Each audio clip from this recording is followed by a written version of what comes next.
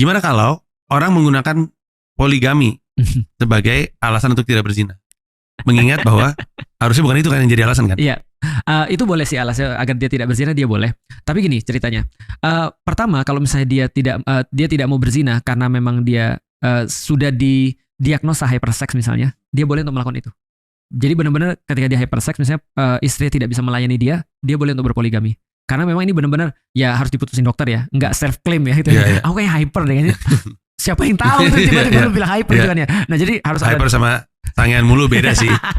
Betul. Nah jadi artinya kalau misalnya itu hyper itu bisa jadi alasan. Tapi menurutku sekarang alasannya mengada-ngada sih. Sunnah lah. Ini terus kemudian Rasul beginilah. Pertanyaanku sederhana. Lu kalau bilang sunnah, emang sunnah-sunnah yang lain lu udah kerjain atau belum? Iya betul. Kalau misalnya sholat lu aja bolong-bolong lu bilang sunnah dari Hongkong, gitu kan ya? Nggak mungkin lah. Nah maka menurutku sih kebanyakan mungkin bukan urusan itu. Itu yang pertama. Yang kedua, kalau dia bilang gini, aku poligami dan aku nggak ngasih tau istriku karena hukum Islam nggak perlu ngasih tahu.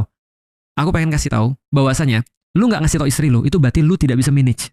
Satu pernikahannya lu nggak bisa manage, lu mau manage yang lain. Gimana ceritanya nih? Iya. Lu bahkan nggak bisa ngasih tau istri lu loh ini. Iya. Memang di dalam Islam nggak perlu izin, tapi dalam kondisi seperti apa lu melakukan itu gitu maksudnya. Kalau istri lu udah jelas nggak mau, udah jelas dia ribut gitu ya, dia merasa nggak adil, alasan apa lu terus menuntut nambah satu lagi? Orang satu aja lu nggak bisa manage. Poin bagusnya adalah nggak usah sunnah itu yang lu dahulukan, yang lain-lain aja dulu. Benar.